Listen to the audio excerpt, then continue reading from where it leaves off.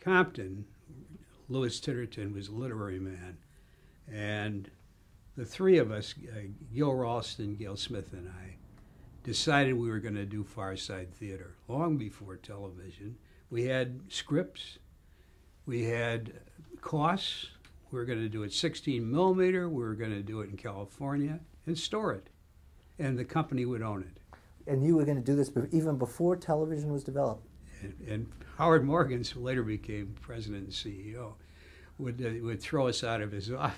He said, why don't we let other people make mistakes, then we'll come in and buy their mistakes. Remember, Procter was very conscious of its net, and any investment on something that didn't, well, let me put it this way. They had a 5-year payout at Procter on brands, the longest payout of any major company. When you put a new brand out, 2 years you take to recoup your expenses. Third year, you hopefully would break even. And by the fourth and fifth year, you would be getting up to your normal profit expectancy. There was no way he could do this with a show where you normally bought the media, used it, and had advertising. It was responsive advertising all at the same time. So there's no way you could charge off some kinds and as expensive as this. And then there's another O. Henry kind of ending on this thing.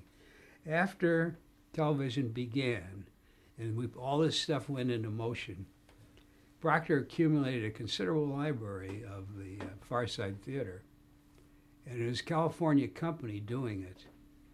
And a few years later, California woke up to the fact that Procter and Gamble had a subsidiary in California.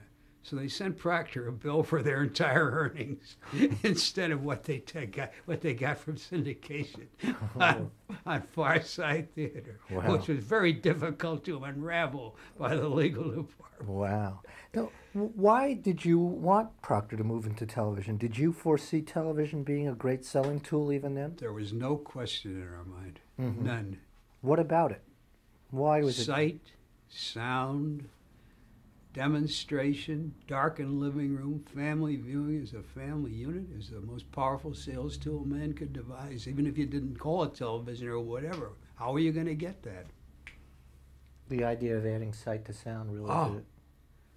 We knew it would be the most powerful sales medium. Page in a magazine that people flip as they went by, or radio when people's attention was distracted.